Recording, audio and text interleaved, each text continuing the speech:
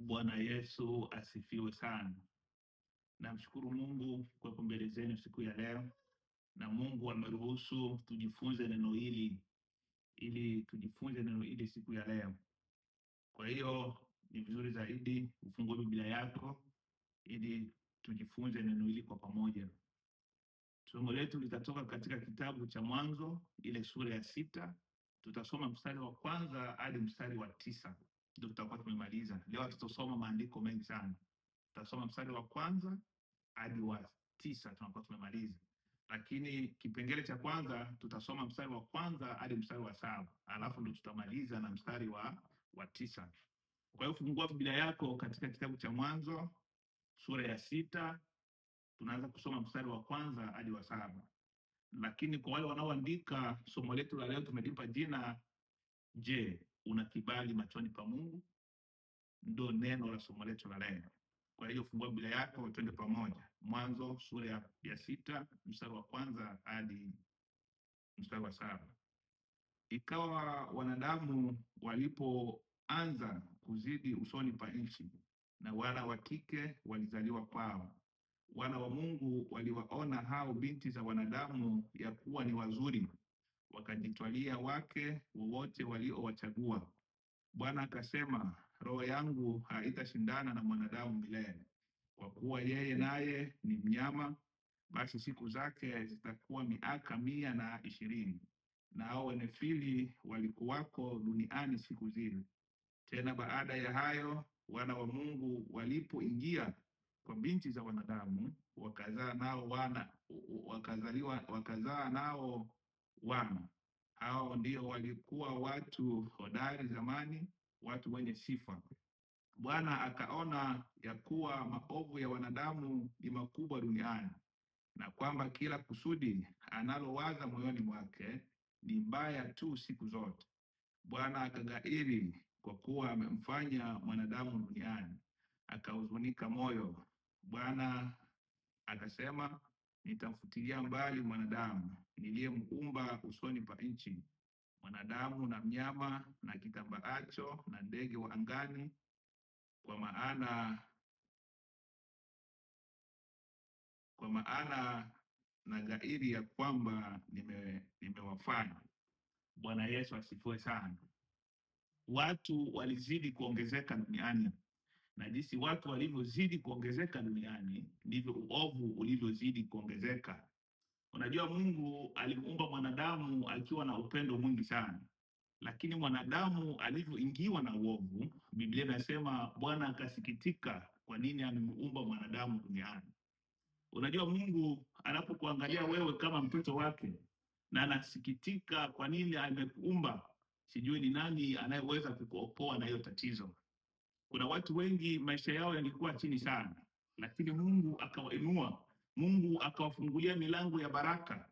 Lakini jinsi Mungu anavyozidi kubadilisha maisha yako, ndivyo unavyozidi kumsahau Mungu. Wewe unakuwa bosi, wewe sio kwenda kanisani tena, wewe sio kwenda kwenye maombi tena. Mungu anapokuangalia anahuzunika kwa nini alikuinua, kwa nini alikupa hiyo nafasi. Mungu kukuweka juu tu na unamsahau mke wako, unasahau mume wako, unasahau watoto wako. Hutaki kusikia mambo ya kanisani tena.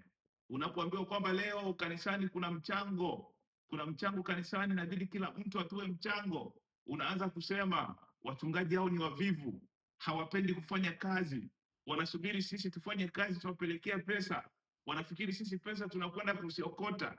Unakuta kiburi kinainuka ndani mwako, hadi Mungu anajuta kwa nini alikuinua, kwa nini alikupa hiyo nafasi.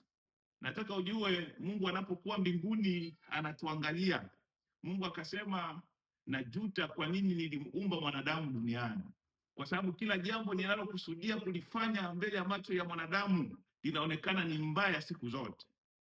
Mungu anajuta kwa nini amekuinua wewe, kwa sababu Mungu amefaa kukuinua na unamsahau Mungu, hutaki kumwabudu tena. Mungu atusaidie sana. Kwa hiyo tumalizie somo letu na ule mstari wa 8 hadi mstari wa 9, kitabu cha Mwanzo. Tuko kwenye sura ya 6, tumesoma mstari wa kwanza hadi wa 7, tunamalizia na mstari wa 8 hadi 9. Biblia inasema, lakini Nuhu akapata neema machoni pa Bwana. Hivyo ndivyo vizazi vya Nuhu. Nuhu alikuwa mtu wa haki mkamilifu katika vizazi vyake. Nuhu alikwenda pamoja na Mungu. Bwana Yesu asifiwe sana. Lakini Nuhu akapata neema machoni pa Bwana. Nataka ujue, katika dunia hii ambayo imejaa uovu, katika dunia hii ambayo imemsahau Mungu, je, unaweza ukapata neema machoni pa Bwana? Wakati watu wamemsahau Mungu kabisa, watu wanaabudu mashetani, watu wamejawa na uongo, na ghadhabu ya Mungu inakuja anapotaka kuangamiza dunia hii. Anasema hapana, acha kwanza niangalie kama kuna mtu mmoja ananiabudu. Je, huyo mtu atakuwa ni wewe? Una uhakika utapata neema machoni pa Bwana kwa hiyo tabia yako? Na kama hauko vizuri na Mungu, inabidi ubadilike ili uishi maisha ya kumpenda Mungu. Na Mungu amekusudia wewe usikilize neno hili ili ubadilike, uishi maisha ya kumpenda Mungu. Na kama uko vizuri na Mungu, Mungu akubariki sana. Lakini kama hauko vizuri na Mungu, inabidi ubadilike. Ule urafiki wako ulikuwa na Mungu, ule wa zamani, ule wa mwanzoni, inabidi urudishe, uishi maisha ya kumpenda Mungu. Nuhu alipata neema machoni pa Bwana kwa sababu aliishi maisha matakatifu, aliishi maisha ya kumpenda Mungu. Na mimi nimekuachia swali hili siku ya leo katika somo hili. Je, utapata neema machoni pa Bwana? Mungu anapotaka kuangamiza dunia hii, anasema hapana, acha kwa niangalie kama kuna mtu anayeniabudu. Je, huyo mtu atakuwa ni wewe? Kwa hiyo tabia yako utapata neema machoni pa Bwana? Na hilo ndio swali nimekuachia wewe, na hilo ndio somo letu la leo. Na Mungu alibariki neno lake. Amen.